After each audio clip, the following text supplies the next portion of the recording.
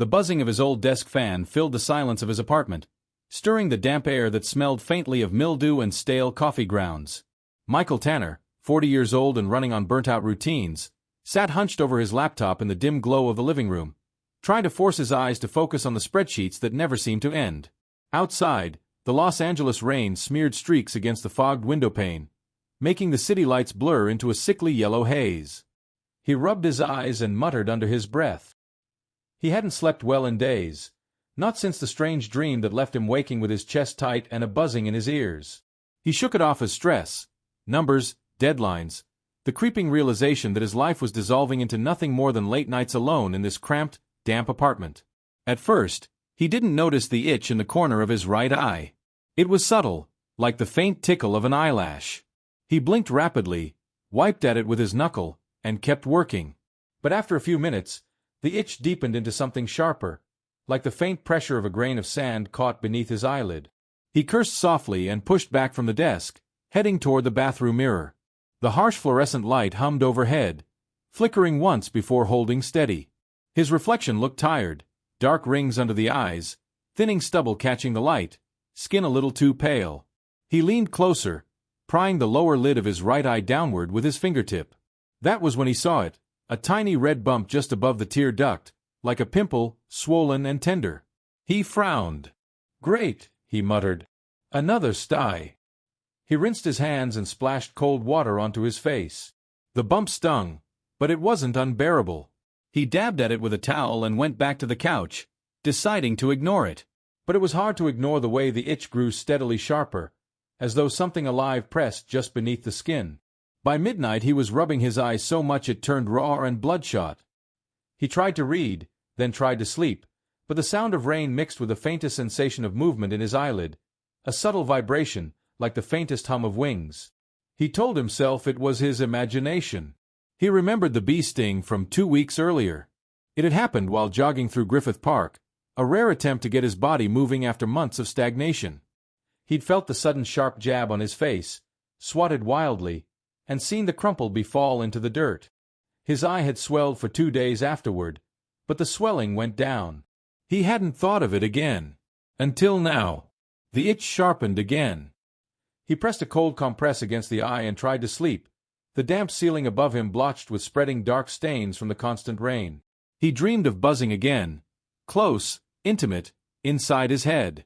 In the morning, Michael shuffled into the kitchen, squinting against the pale light that bled through the curtains. His coffee tasted metallic, though maybe that was just the coppery tang rising in his throat. The mirror showed the bump had grown larger, the flesh around it puffier, slightly purpled. He touched it carefully and winced. It was hard, not soft like a normal sty. Too hard, like a small pebble lodged in the tissue. His phone buzzed on the counter with a message from Karen, a coworker who had tried once to ask him out for drinks but had since settled into the role of awkward office friend. "You didn't send the revised numbers last night. Everything okay?" He stared at the screen and typed back, "Yeah. Just tired. I'll fix it today." He didn't tell her about the thing in his eye. It seemed stupid, something that would sound laughable if spoken aloud. He lingered by the mirror again, examining it. The bump seemed to pulse faintly, in rhythm with his heartbeat. He leaned closer, breath fogging the glass. His stomach twisted. It wasn't just a bump. For a fraction of a second, he could have sworn it shifted, like a tiny ripple under the skin. He stumbled back, shaking his head. No. He was imagining things. Stress, caffeine, insomnia. That night, back at his apartment, the rain returned, harder than before, hammering the roof and walls. The mildew smell thickened, clinging to his clothes. He sat in the half-dark with only the fan and the laptop screen for company, scratching absent-mindedly at his eye until he felt the wetness on his fingers. When he looked down, he saw a smear of clear, sticky fluid glistening under the dim light. His chest tightened. He wiped it on a tissue and hurried to the bathroom mirror. The bump had ruptured slightly at the edge, oozing translucent liquid that smelled faintly sweet, like rotting fruit. His vision blurred, his pulse racing. He pressed his fingers around it gently, and a thin trickle slid down his cheek. The smell grew stronger. Panic shivered through him. He washed his face, scrubbing hard until his skin burned. He sat on the edge of the tub, heart thudding, staring at the tiles until the sensation passed. "It's nothing," he whispered aloud. "Just an infection. Just a sty." He said it over and over, trying to make himself believe. But that night, as he lay in bed staring into the dark, he felt it again. A faint internal hum, delicate, steady, like the wings of a trapped insect pressed against the inside of his skull. His eye twitched, and the bump seemed to throb, alive with its own pulse. He pressed his hand against his face and shut his eyes tight. The hum grew louder in the silence, until he thought he could almost make out words inside it, as if something were whispering to him through the vibration. His chest constricted, his breath ragged. He wanted to claw at it, dig it out with his nails, but terror froze him in place. When the buzzing finally faded, he lay trembling in the damp sheets, staring wide-eyed into the dark, afraid to close his eyes again. By dawn, the right side of his face ached, the skin stretched tight. In the mirror, the bump had grown to the size of a pea, the skin around it flushed and veined. He could no longer pretend it was just a sty. Something was growing inside him. Something that hummed when the world was silent. And when he leaned closer, desperate and trembling, he saw it. A faint flicker of movement beneath the swollen skin, as if a tiny wing pressed outward for just a heartbeat, testing the fragile barrier between them. Michael barely recognized his own reflection anymore. The swelling on the inner corner of his right eye had spread overnight, ballooning into a tender, throbbing mass that discolored the surrounding skin into shades of purple and sickly yellow. The faint pulsing had become constant, synchronized with his heartbeat, though sometimes it quickened into a restless tremor that seemed to have nothing to do with his body at all. He had tried to schedule an appointment with his doctor that morning, but the earliest available slot was 4 days away, and the thought of explaining his condition over the phone filled him with dread. He couldn't quite articulate what was wrong, because it wasn't just an infection. It moved. He had seen it. He felt it. Sitting at his kitchen table with a mug of untouched coffee, Michael stared at the small bottle of painkillers in front of him. His hands shook as he twisted the cap and swallowed 2 tablets dry, hoping to dull the throbbing ache that spread from his eye socket into his temple. The metallic taste of the pills lingered on his tongue, mingling with the faint sweetness that seemed to seep into the back of his throat whenever fluid leaked from the swollen bump. He had smelled it again that morning while washing his face. Rot and nectar, the scent of flowers left too long in stagnant water. At work, staring at spreadsheets proved impossible. The fluorescent lights made his vision shimmer at the edges, and every blink carried with it a faint squirming sensation that sent waves of nausea rippling through his stomach. He kept rubbing at his eye, earning sideways glances from his co-workers. Karen stopped by his cubicle just before lunch, holding a printout of data. "Mike," she said, lowering her voice, "you okay? You look not great." He forced a smile, avoiding her gaze. "Didn't sleep. Allergies, maybe. I'll be fine." But even as he spoke, the corner of his eye twitched violently, and he felt a brief, unmistakable flutter from within. He clenched his jaw and gripped the edge of his desk until she left. In the restroom, alone under the harsh lights, he leaned close to the mirror, pulling down the skin beneath his eye. The bump bulged grotesquely now, stretching thin and shiny, and when he pressed lightly against it with a fingertip, it seemed to shift. Something resisted from within, something with its own will. His stomach lurched. He gripped the sink and fought down bile. For a long moment, he thought he heard buzzing again. Faint, muffled, as though it came from deep inside the tissue. His co-worker's voice echoed in his head. "You look not great." That was an understatement. He looked like something infected, diseased, monstrous. That night, back home, the rain returned with greater fury than before, hammering the windows as if trying to force its way inside. The mildew odor in his apartment seemed stronger, clinging to his clothes and hair, impossible to wash away. He sat on the edge of his bed with the lights off, clutching a warm compress against his eye until the cloth grew damp with sticky fluid. His heart pounded in his chest, and he whispered to himself over and over, "It's just an infection. It's just an infection." But he no longer believed it. The pressure built until he could barely think. It wasn't just pain, it was the sensation of something foreign, expanding, forcing space for itself where none should exist. At 2 a.m, he broke. He fetched a sterilized sewing needle from the drawer, hands trembling, breath ragged. In the bathroom mirror, sweat dripping down his face, he brought the needle close to the swollen bump. His stomach rolled, but the desperation was stronger than his fear. He pressed the point gently into the thin, inflamed skin. A sharp sting, then sudden release. A thin jet of translucent fluid spurted out, splattering against the mirror. The smell hit him immediately. Sickly sweet, cloying, like honey gone rancid. His vision swam, his knees buckling. He gasped for breath, gagging as more fluid seeped down his cheek. Then he froze, because something else slid out with it. Tiny, glistening, writhing. He staggered back, hand clamped over his mouth. On the sink, smeared in viscous fluid, was a pale, larval thing, no longer than a grain of rice, twitching weakly before curling in on itself. He let out a strangled cry and slammed the needle down onto it, pinning it to the porcelain. Its body burst with a faint pop, releasing another wave of rotting sweetness that filled the air. He retched into the toilet, body heaving until nothing came up but sour bile. When he lifted his head again, shaking and slick with sweat, the bump on his eye had already begun to swell anew, refilling, pulsing more violently now as if enraged by his interference. He backed into the bedroom, trembling, and collapsed onto the bed. He wanted to call someone, Karen, the hospital, anyone, but what would he say? That he had popped his eye open and a worm fell out? He knew how it would sound. They'd lock him away.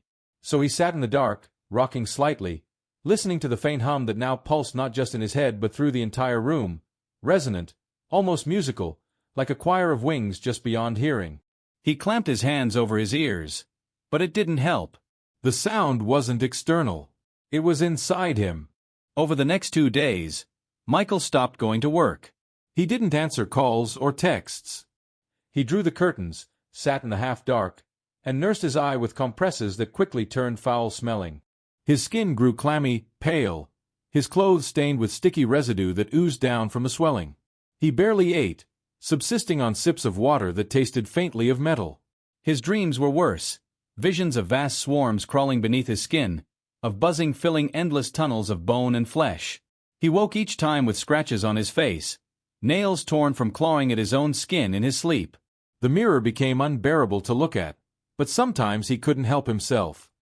He would stare for long minutes at the throbbing bulge in his eye, transfixed by the faint impressions of movement within, shapes pressing against the stretched skin as though testing its limits. He thought he saw wings. He thought he saw legs. On the 4th night, as the rain lashed against the building and thunder rolled across the sky, Michael lay in bed unable to move. His body felt heavy, foreign, as though his muscles no longer belonged to him. The pressure in his eye reached unbearable levels, and with it came a strange numbness, a detachment, as though something else had taken root in his thoughts. He heard the buzzing again, but this time it wasn't faint. It filled the room, vibrating the very walls. His chest tightened, his breath shallow, but then, clarity.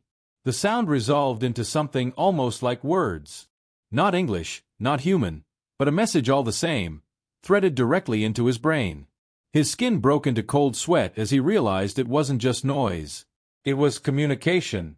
He wasn't alone in his own head anymore. Something was talking to him. And in the mirror, through the swelling, he saw it at last. The translucent outline of something struggling to emerge, its form unmistakable. Not a worm, not a parasite. A winged shape, embryonic and restless, pressing outward from the flesh of his eye, hungry for release. Michael had stopped counting the hours. Time bled together in the damp, fetid silence of his apartment, broken only by the relentless patter of rain against the window and the insistent pulse inside his skull. His phone lay face down on the kitchen counter, battery drained days ago. He hadn't charged it, hadn't answered the door when someone knocked. A neighbor, maybe, or Karen from work. He didn't care. The world beyond his walls felt distant, irrelevant. His reality had narrowed to the unbearable weight pressing outward from the corner of his eye and the sound that lived in his head. The buzzing never stopped now. At first, he had thought it was just noise, like static or interference. But with each passing hour, the tone sharpened, the vibrations aligning into rhythm, into cadence, into something with structure. He couldn't deny it anymore. The sound was speaking to him. It wasn't language in the human sense, no words, no grammar, but it carried meaning all the same, etched into his thoughts with vibrating clarity. Sometimes it urged him to wait. Sometimes it whispered of release.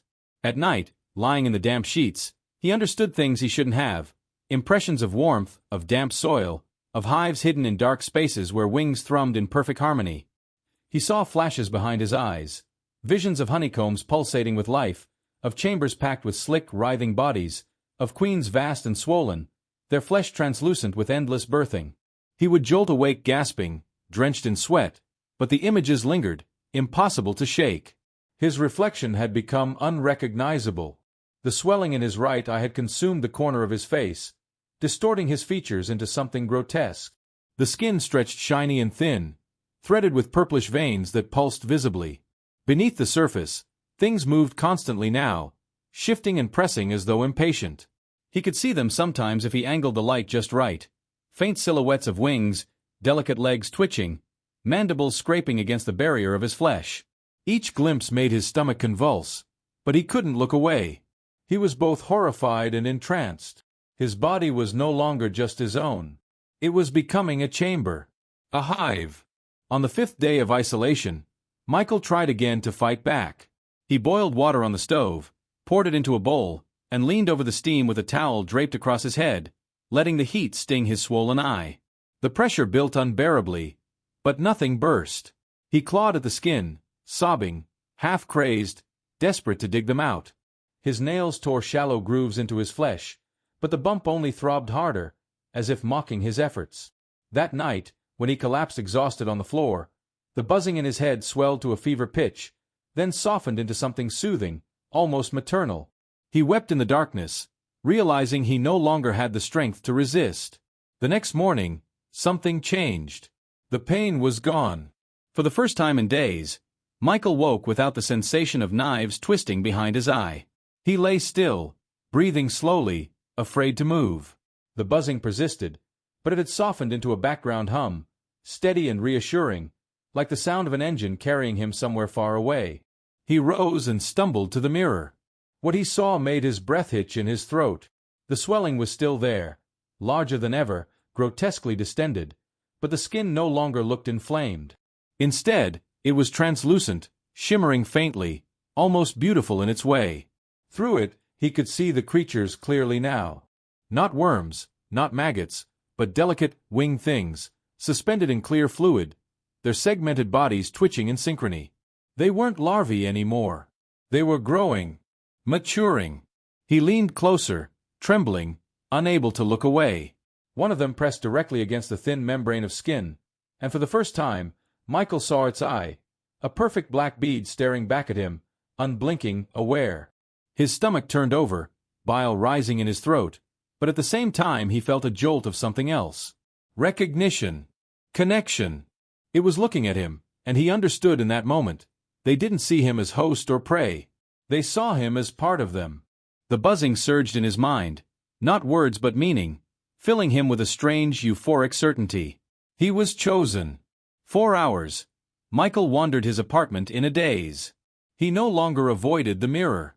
He studied the swelling obsessively, whispering to himself, to them, murmuring promises of patience. The sweet, rotten smell that clung to him no longer revolted him. He breathed it deeply, as though it were incense.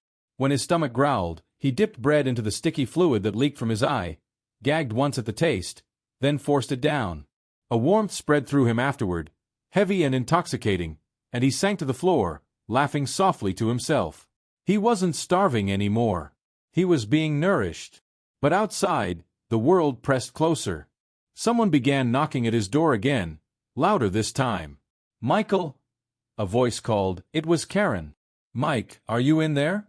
You've missed a whole week. People are worried." He froze, standing just out of sight, his pulse quickening. He couldn't let her in.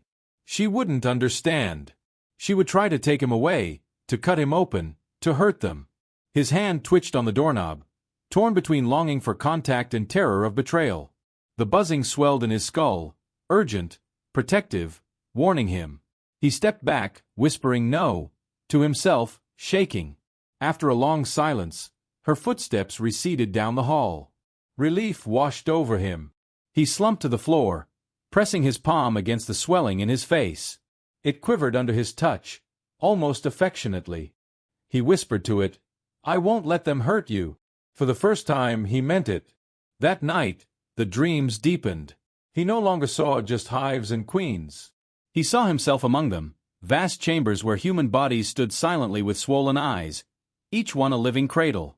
The air filled with a symphony of wings as new swarms hatched, spilling into the dark sky. He woke shuddering, breathless, yet filled with awe. His eye pulsed in agreement, and he realized the line between dream and waking had blurred completely. He belonged to them now. The following evening, something inside him shifted again. As he sat in the kitchen with the lights off, he felt the swelling tremble violently. A sharp pressure forced his eyelid open against his will. His vision blurred, doubled, then cleared. He staggered to the mirror and nearly collapsed. His right eye was no longer just his. Through the translucent swelling, one of the creatures had aligned itself perfectly with his pupil, its dark orb pressing outward until it seemed to fuse with his own gaze. When he looked into the mirror, two eyes stared back, his left, bloodshot and hollow, and his right, black and insectal, glistening with alien clarity. The buzzing in his head roared, and for the first time, he understood it fully. It wasn't just sound anymore. It was thought, direct and invasive, threading through his mind like roots breaking stone. Soon, it said. Soon we emerge. He clutched the sink, gasping, both terrified and exalted. He whispered back, his voice trembling, "I'll help you. Just tell me what to do." The skin stretched tighter, cracks forming, fluid seeping down his cheek in warm rivulets. His body convulsed with anticipation, every nerve lit with feverish energy. He knew what was coming. The hive inside him was ready. Michael no longer slept in the way ordinary people did. Sleep came in fractured bursts, short collapses of consciousness in which he drifted into visions that blurred seamlessly with waking. The buzzing never ceased now. It was the undercurrent to every thought, every heartbeat, every breath. His apartment had become a tomb of shadows, curtains drawn tight against the outside world, the air thick with rot and sweetness. Mold crept along the edges of the walls, fed by the dampness that seemed to radiate from his very skin. He hardly noticed anymore. His entire awareness had collapsed inward, toward the pulsing mass that had overtaken the right side of his face. The swelling had expanded beyond his eye now, consuming his temple, his cheek, even the ridge of his nose. His skin stretched grotesquely thin, pearlescent in the dim light, veins spiderwebbing outward like cracks in fragile glass. Inside, movement was constant. He could feel them at all times, brushing against nerves, scraping against bone, their restless wings trembling against their fleshy prison. Sometimes the pressure was so intense he thought his skull would split open like a rotten fruit. Yet there was no pain anymore. Not exactly. The creatures released something into him, some chemical or secretion that dulled agony and replaced it with an intoxicating warmth. He drifted on that sensation like an addict, surrendering piece by piece of his humanity without protest. The messages were clearer now. He didn't hear them with his ears but with his blood, vibrating through marrow and sinew. They filled him with knowledge that wasn't his own, cycles of birth and emergence, the instinctive geometry of hives, the inevitability of spread. Sometimes he caught glimpses of other hosts, faces half-remembered, strangers perhaps, standing in darkened rooms just like him, their eyes swollen, their minds buzzing with the same voice. He didn't know if these were visions or hallucinations or some kind of shared dream, but he felt less alone, less human. He was part of a colony. On the 9th day of his transformation, the emergence began. It happened in the middle of the night. Michael woke to a sound like tearing cloth, wet and fibrous, coming from inside his own head. He bolted upright, clutching his face. The swelling shuddered violently, and hot fluid gushed down his cheek, soaking his pillow and shirt. He stumbled to the bathroom mirror, breath hitching, heart slamming against his ribs. What he saw made him choke on a scream. The skin at the corner of his eye had split open, a ragged vertical fissure leaking translucent ichor. From within, something glistened, pushing outward. The thin membrane tore wider, and a wing broke free, delicate, translucent, shimmering with iridescence, but slick with mucus and blood. It twitched violently, then stilled, plastered against his cheek. His entire body convulsed with a nauseous shiver. His knees buckled, but he clung to the sink, transfixed by the horror of his reflection. Another tear ripped across the bulge, and the outline of a body pressed outward. Tiny segmented legs scraped against his exposed skin, searching for purchase. Michael sobbed, half in terror, half in awe. He felt no resistance in himself anymore, no urge to stop it. Instead, he whispered hoarsely, "Yes, yes, come out. You're ready." The fissure widened with a sickening squelch, and the first creature emerged. It wriggled free of his flesh, landing wetly in the sink below. Michael stared down at it, trembling. It was the size of a large moth, its wings folded and slimy, its body pale and soft, quivering as it adjusted to the open air. Then its wings unfurled with a delicate snap, catching the dim bathroom light, revealing veins like stained glass. The buzzing in Michael's skull surged, triumphant, celebratory.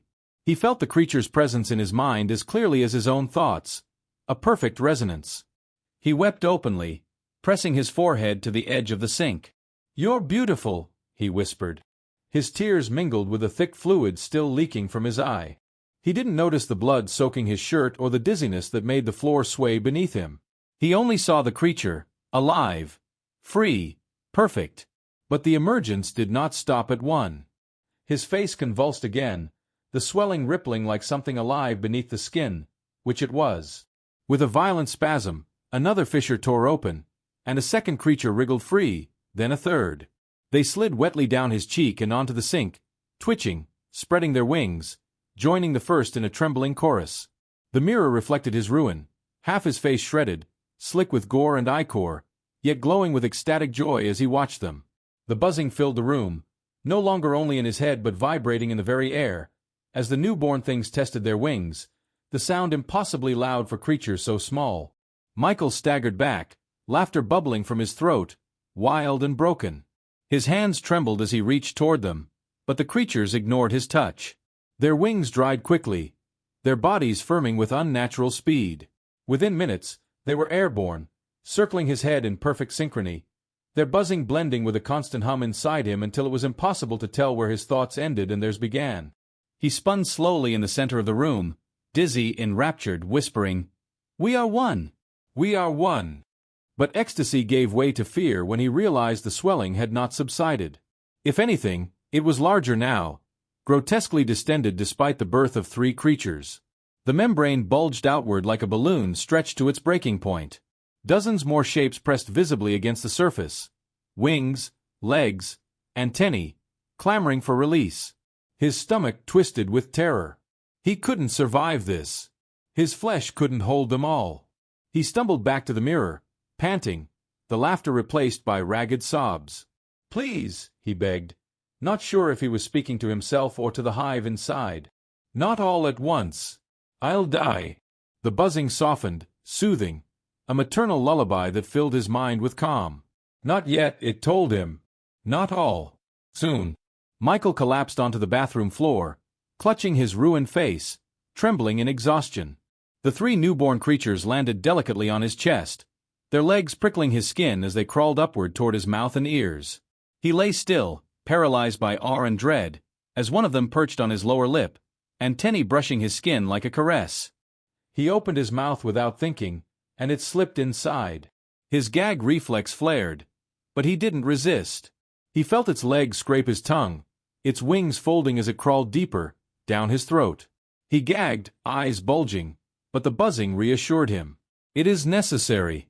His throat convulsed, swallowing it against his will, until he felt it burrow into the warmth of his chest. The other two crawled into his ears, their slender bodies wriggling deeper until the world muffled and his equilibrium spun wildly. He screamed silently, thrashing on the tiles, but the buzzing drowned all panic. It was no longer outside of him, no longer separate. It was within, closer than breath, closer than thought. He was not just a host. He was becoming hive. When he finally staggered upright, his face slick with fluids, his throat raw, he hardly recognized the creature staring back at him in the mirror. Half his face sagged in tatters, leaking endlessly. His right eye was gone, replaced by a translucent chamber that pulsed with shifting wings. Michael no longer marked the days. Clocks, calendars, the rising and setting of the sun, all of it had become meaningless. What mattered was the rhythm inside him, the cycle of gestation and release, the unbroken chorus of wings in his mind. His apartment had transformed into something unrecognizable. Where once there had been neat furniture, scattered bills, and the detritus of ordinary life, now there was only dampness, rot, and growth. The walls dripped with condensation. Dark streaks spread outward like veins. The paint blistered and sagging with moisture. Piles of soiled towels and shredded bedsheets lay soaked on the floor, stiff with fluids that had seeped from his body during the nights. The air itself had changed. It was thick, cloying, humid, sweet with the stink of nectar and pus, sour with decay. Tiny gnats buzzed constantly in the shadows, feeding on the dampness. Michael barely noticed them.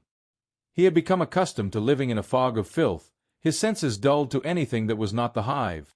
The swelling in his face was no longer localized. It had spread downward into his neck, his shoulder, even his chest. He could feel chambers beneath his skin now, not just in his eye but branching through muscle and tissue like pockets in a hive. At times they shifted visibly under his flesh, bulging grotesquely, then settling again.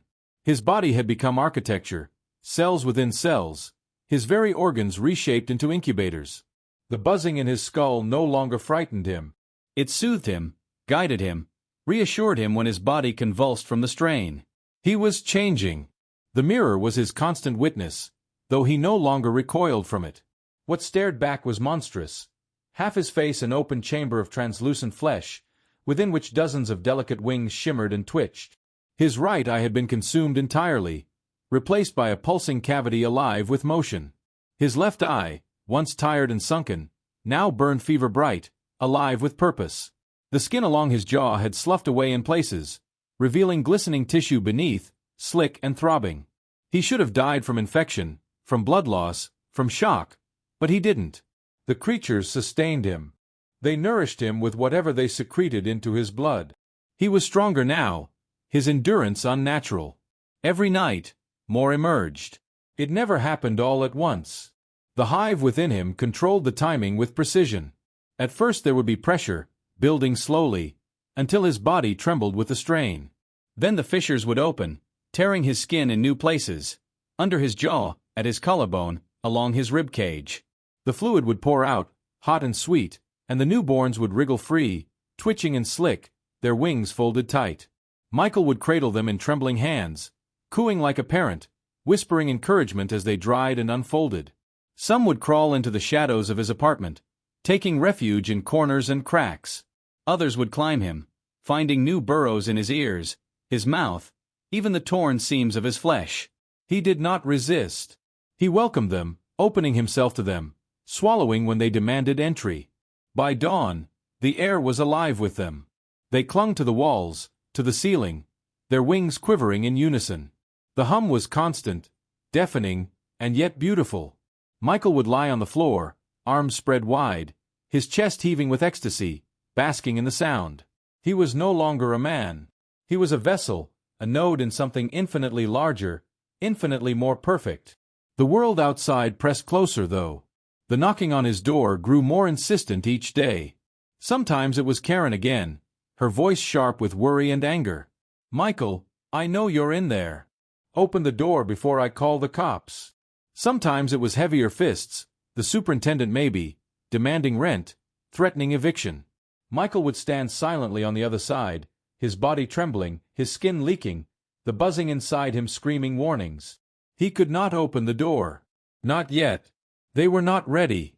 But he knew the moment would come. He saw it in his dreams. Dreams that no longer felt like imagination but prophecy. He saw his door shattering under force, saw men in uniform storming inside with flashlights and weapons. He saw their horrified faces as they stumbled into the damp nest his home had become. He saw his children, the creatures, pouring from his body in a torrent, a living storm of wings and teeth, engulfing them in seconds. He woke from those visions laughing, weeping, shaking with anticipation. Soon. Very soon.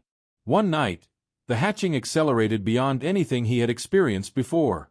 He woke on the kitchen floor to a pressure so immense he could barely breathe. His chest bulged obscenely, veins bulging, skin stretched translucent. He clawed at himself, gasping, certain he was about to rupture. The fissures split wide across his ribs, and a torrent of fluid poured out, flooding the tiles. Dozens of small, slick bodies spilled free, squirming, writhing, unfolding. He screamed, half in agony, half in ecstasy, as the swarm poured from him, covering his body in a shifting carpet of wet wings. He collapsed, twitching violently, but the swarm moved with impossible order. They spread across the apartment in unison, climbing walls, ceilings, windows. The buzzing rose to a fever pitch, vibrating through the building itself. Michael lay in the center of it, drenched in his own fluids, laughing until his throat shredded. He was their heart, their source, their hive. And now the hive was full. In the days that followed, the swarm settled. They built in the corners of his apartment, weaving strange, resinous structures that glistened with moisture. They sealed windows with sticky secretion, darkening the room further. They coated the ceiling in honeycomb-like formations, pulsing faintly as though alive. Michael moved among it in awe, his bare feet sinking into sticky patches on the floor, his fingers caressing the living architecture. He tasted the fluid that dripped from the combs and felt his veins ignite with warmth. He fed on it daily now. It was all he needed.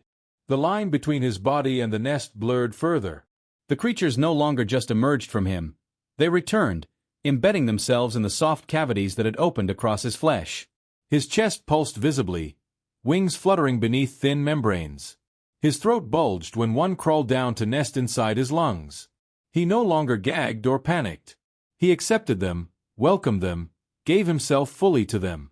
Each new occupant deepened the resonance of the buzzing in his mind until it was not a voice but a choir, endless, infinite. And then came the night when the choir spoke as one.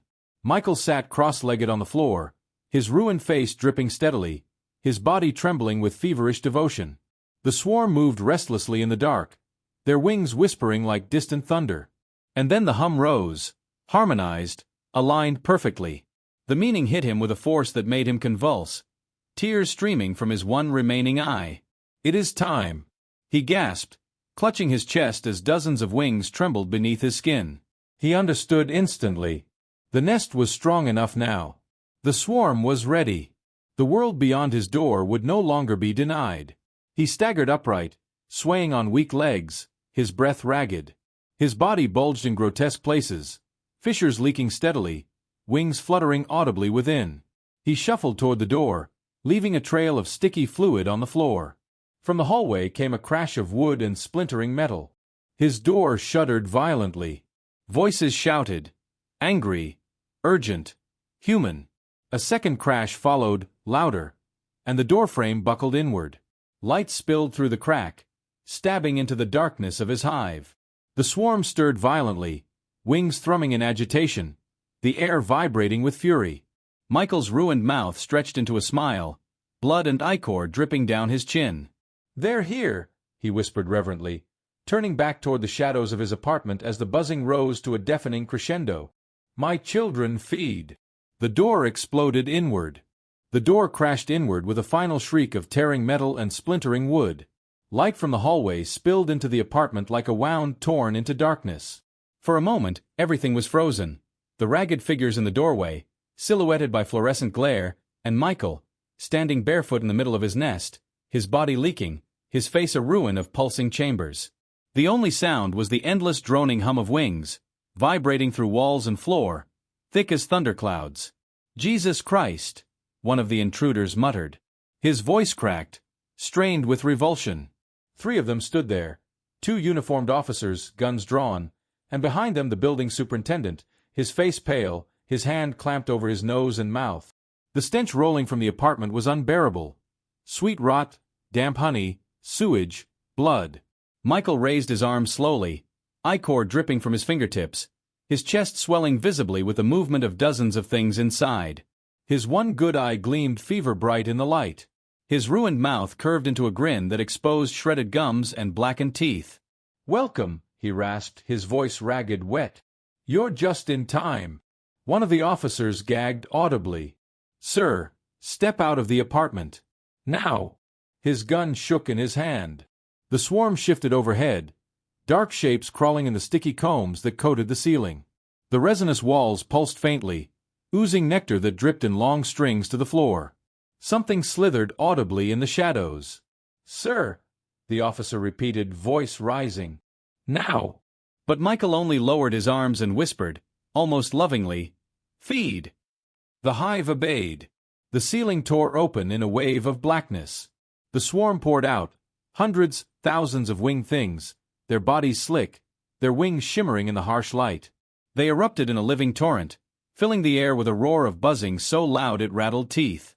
The officers screamed, firing blindly into the cloud, bullets tearing holes in plaster, ricocheting off walls, but it was useless. The swarm engulfed them in seconds. The superintendent bolted for the stairwell, shrieking. His voice cut off almost instantly, smothered by a writhing mass that covered him from head to toe, dragging him to the floor. His limbs thrashed weakly before vanishing beneath the carpet of wings. A wet, tearing sound filled the hallway, followed by silence. Inside the apartment, the officers fared no better. The swarm filled their mouths, their noses, burrowed into their ears. They clawed at themselves, shrieking, gagging, blood spraying as wings sliced skin, as tiny mandibles chewed their way inward. Their eyes burst wetly under the wriggling assault. Within moments, they were twitching heaps on the floor, half devoured, their faces crawling with movement from within. Michael watched, his chest heaving with ecstasy. His body trembled as fissures tore open anew, spilling more of his children into the air. He staggered forward, fluids dripping onto the corpses, his hands twitching uncontrollably. His voice rose above the chaos, hoarse and jubilant. Yes, yes, take them. Make them yours. The swarm obeyed. They didn't just devour. They entered. They crawled into wounds, into mouths, into the ragged sockets where eyes had been. The bodies on the floor convulsed, arching violently, blood spraying as the swarm forced itself inside. Michael fell to his knees, tears streaming from his one good eye, whispering in awe, "They're becoming." Moments later, the corpses twitched to life. The officer nearest him rose unsteadily, his chest heaving, his mouth opening to release a wet gurgle. His eyes were gone, replaced by translucent chambers in which delicate wings fluttered. His skin bulged and shifted as things moved beneath it. He turned his head toward Michael, and Michael felt the resonance immediately. The buzzing doubled, tripled, filling him with perfect harmony. They were no longer corpses. They were vessels. They were hive. The other officer rose, then the superintendent, his screams silenced, his body jerking awkwardly as new structures pressed beneath his skin. They moved stiffly, awkwardly, but their heads turned in unison toward Michael. He spread his arms wide, sobbing in joy. "My brothers," he whispered. "My children. My hive." The resonance deepened. It wasn't just in his head anymore.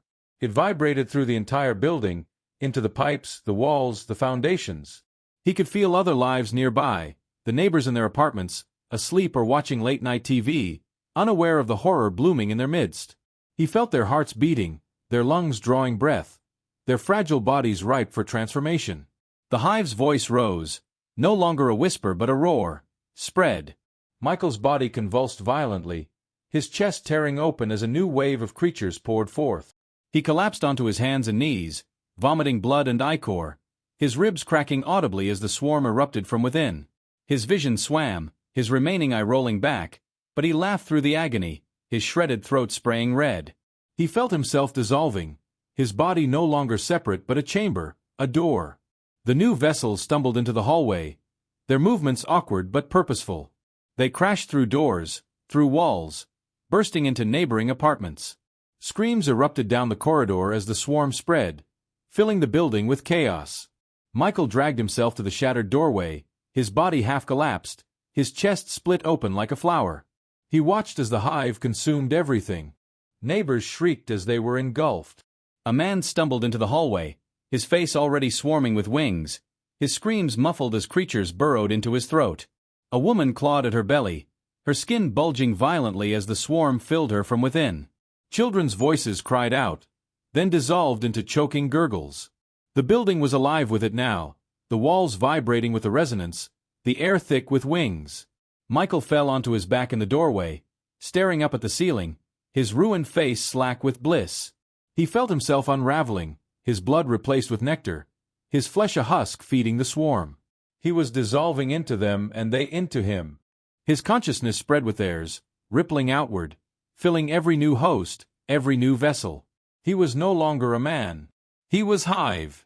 Through dozens of new eyes, he saw the swarm pour out of broken windows into the night, wings catching the city lights. He saw them flood into alleys, down stairwells, into subway grates. He felt their hunger, their joy, their inevitability. He was everywhere now, inside the officers, the superintendent, the neighbors, the children. Their screams were his screams, their bodies his body. And through it all, the voice of the hive whispered, growing louder with every heartbeat, "This city is ours. This world will follow." Michael's mouth opened one last time, his chest collapsing inward as the final swarm tore free of him. His voice was barely a whisper, yet it carried through every vessel, every wing, every mind now connected. "We are one." The swarm lifted into the night, a living cloud rising above the city skyline, blotting out the stars.